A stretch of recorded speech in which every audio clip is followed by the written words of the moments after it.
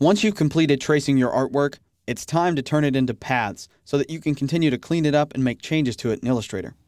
If you don't turn it into paths, you run the risk of actually having to re-render it every time you resize it or move it or rotate it or whatever you do to it.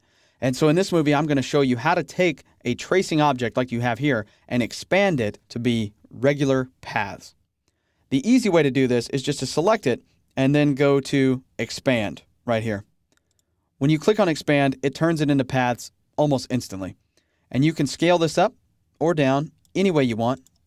And it's just a regular vector object like you would see in Illustrator normally.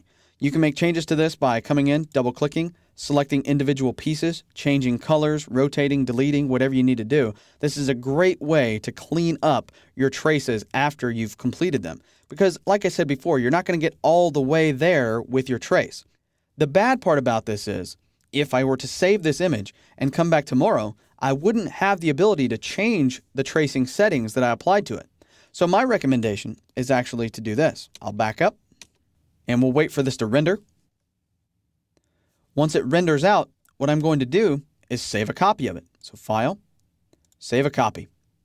And I'm just going to save this out to my desktop and we'll call this Expanded Car Paths. Save. Hit OK. And so I've saved that out there. I'm going to go open it up.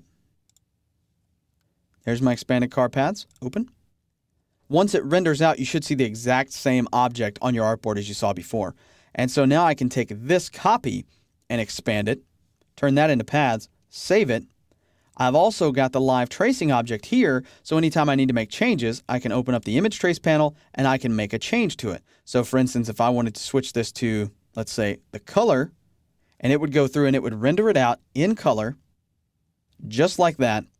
And now I have the color version. I also have the black and white expanded version, and I have one version that I can go in and tweak anytime I want, and then another version I can quickly and easily send out to clients, change, scale, put into other pieces of artwork, and not have to worry about that render time. Basically, expanding the artwork is a great way to gain more control over it and also at the same time speed up your workflow and get around the need for rendering this stuff each and every time you make a change to it. But as I said, I recommend saving a copy of it so that you don't have to worry about overwriting your original trace settings and never being able to get them back.